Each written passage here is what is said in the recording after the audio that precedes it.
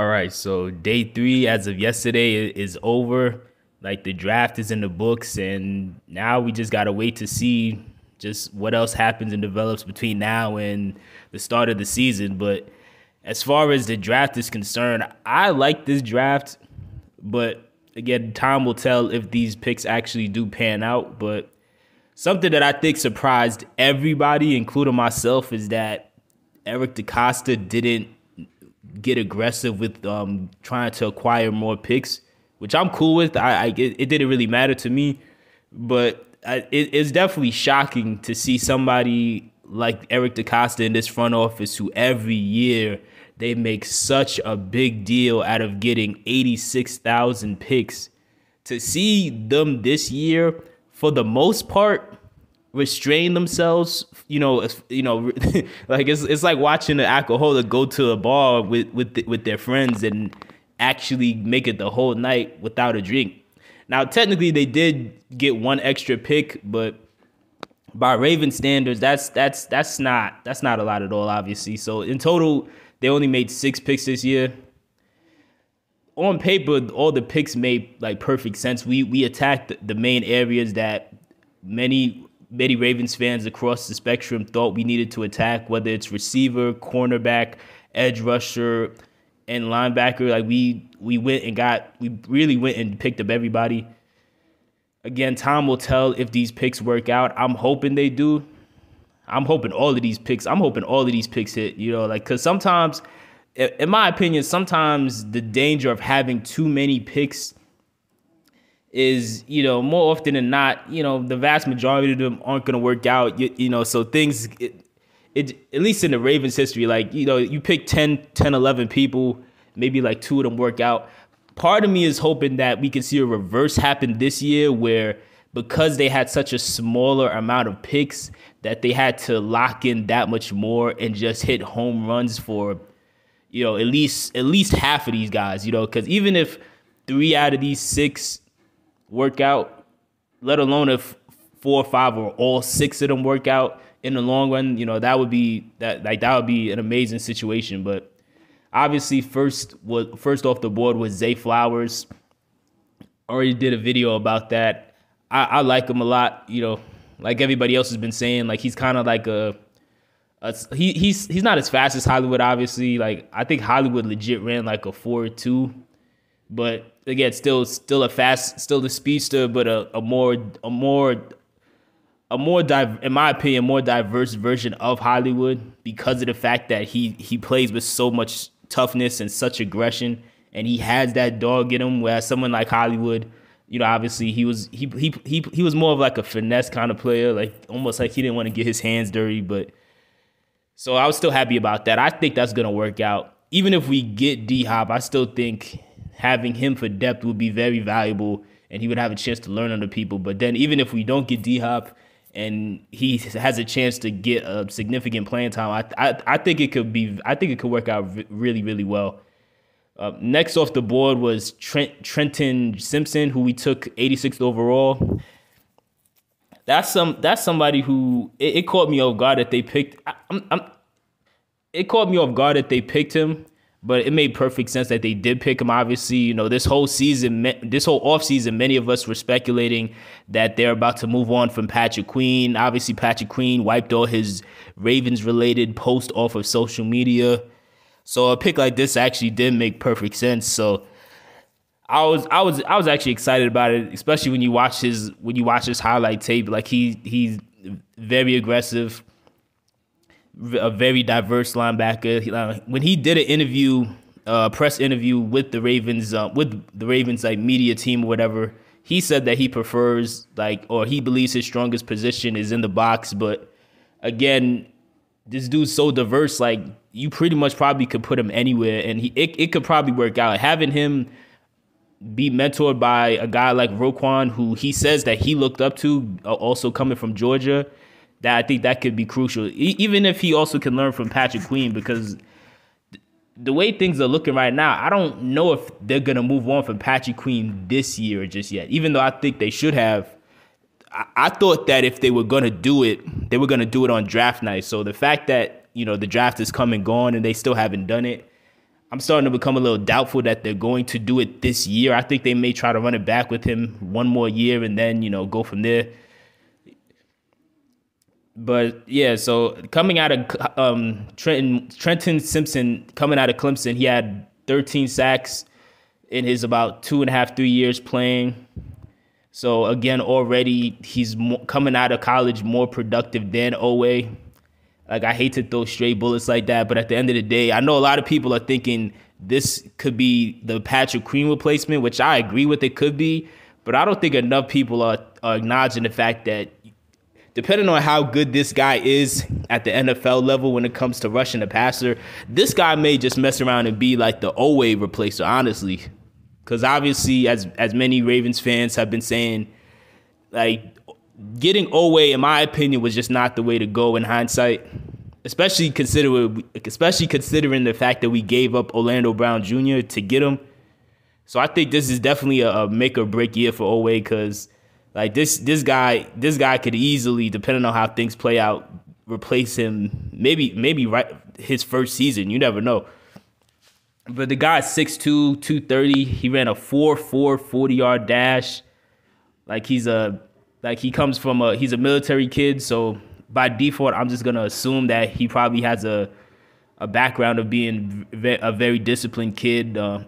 He talks in high praises for his father, which that's good to hear.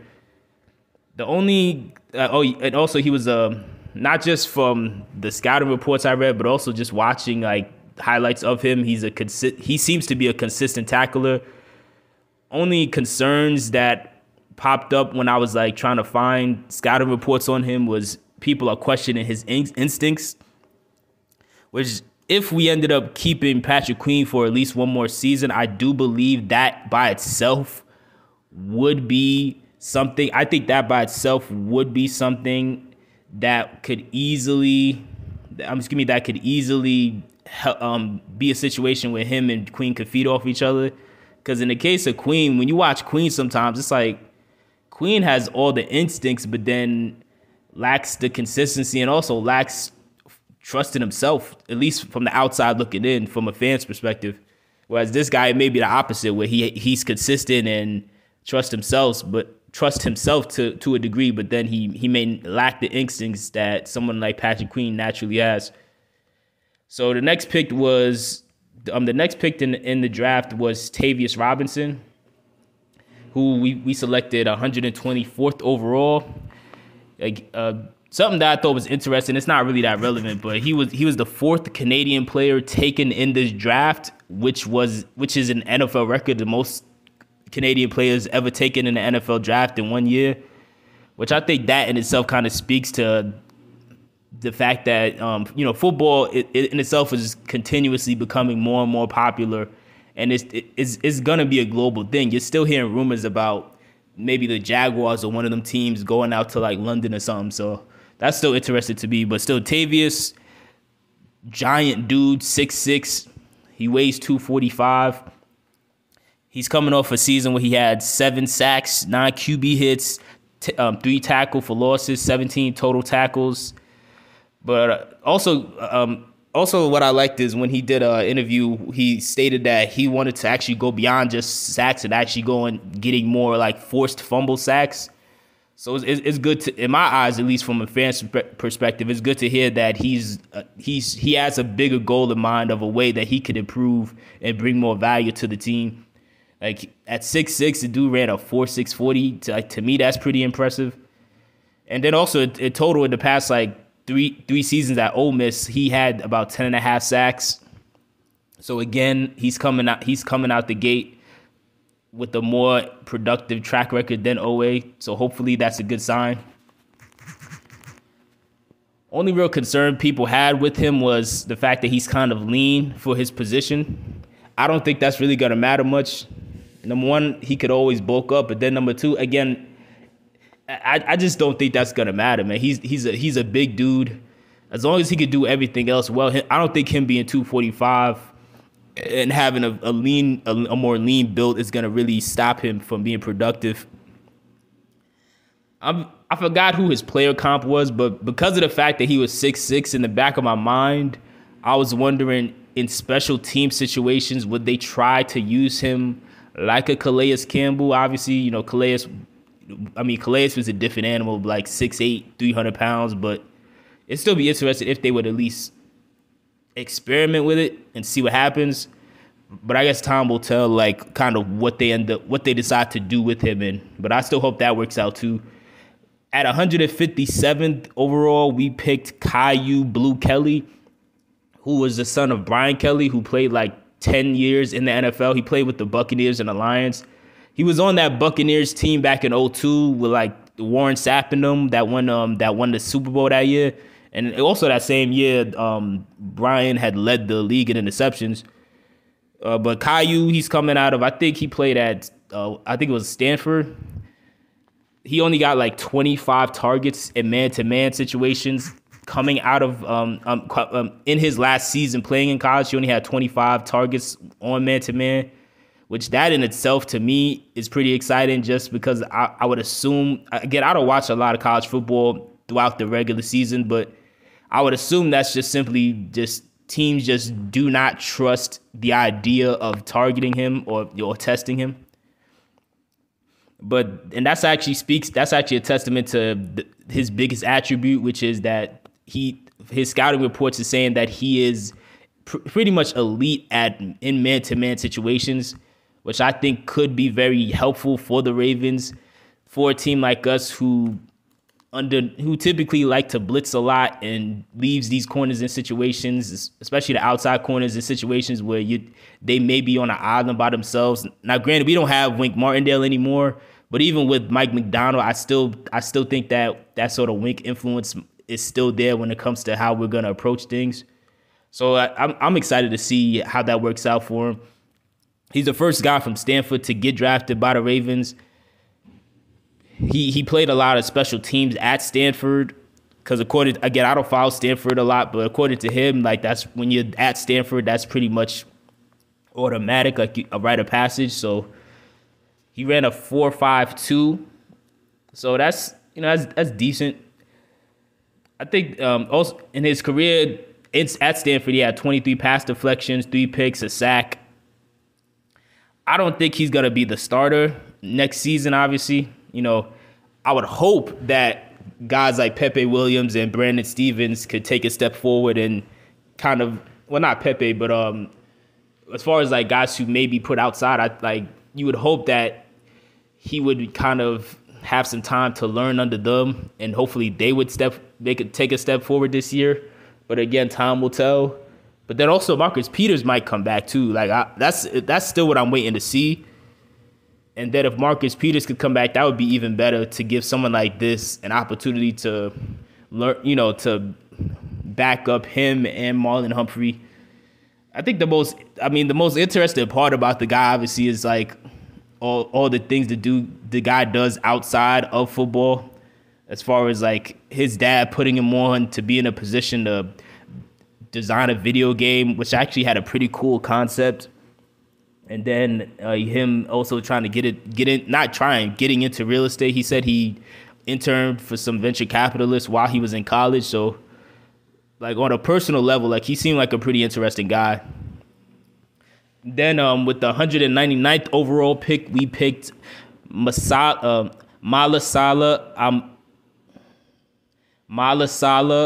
Amave Lalu. I think that's only my second time trying to say it. But he's a tackle coming out of I think he played for Oregon, and he's 6'6", 325. Scouting report says he needs to work on his instincts. I think he would definitely be more useful for run blocking, but I'm hoping that he's just good for anything overall. He seems to be a pretty athletic guy, but again, the research I'm seeing saying that he may need to also work on his body control. But still, getting a guy like this in the 6th round, depending on how it works out, I think that could be I think these last two picks in general could be steals, but again, we'll see how that works out. Then the last pick that they actually got from trading with Cleveland. Like, they traded the Browns their 6th-round pick next year for this pick here. They picked Andrew Voorhees coming out of USC, who's 6'6", 310 pounds, crazy strength. Like, he did like almost 40 reps. He did like almost 40 reps at the combine. Like on one hand, like some reports are saying that they do believe like he's pretty quick. On the other hand, in certain situations against more agile, quicker, more lean pass rushers, he seems to struggle a bit. But he seems pretty versatile. He spent time playing center, tackle, and guard. So when I hear about somebody that versatile, my first thought is to start thinking about a guy like Pat McCarry, and maybe this guy could end up being the next guy to kind of have that sort of impact on us. He's kind of like the Swiss Army knife of the line. Either way, we're not gonna find out what he's gonna be anytime soon. Most likely, he tore his ACL during the combine. So I doubt he's gonna play this year. This seems like more of a long game kind of pick, which I'm still excited to see in general. I think obviously our offensive line did pretty well last year. Like, as far as we ranked 6th in pass block winning percentage at 66%, and we ranked 1st in run block win percentage at 77%. But it's in general, I'm still happy to see that they're still trying to look towards the future and also like boost that up in any way they can. There also was a gang of people that they brought in as undrafted free agents. Some of their names real quick are defensive tackle Kaim Caesar out of Ohio, defensive tackle Trey Botts out of Colorado State, defensive end Cameron Peterson, center Jake Guidone, offensive lineman Tashawn Manning, Southern Miss outside tackle Takeem Das, SMU lineman Jalen Thomas, Oregon State lineman Brandon Kipper, ECU running back Keaton Mitchell, Monmouth running back Owen Wright, tight end Brian Walker, Nebraska tight end Travis Vokolek, Maryland wide receiver Dante Demas Jr., Vanderbilt cornerback Jeremy Lucen, Corey Mayfield Jr., and Nolan Henderson. So I'm still pretty interested to see how any of this pans out. Part of me wants to get excited because on paper it seems like we hit everything, every area of weakness or every area that could use improvement that we needed to hit. But again, time will tell. Let me know what your thoughts are in the comment section below, and let me know on a scale of 1 to 10, like, how good do you think that the Ravens front office did with this draft and attacking our biggest needs?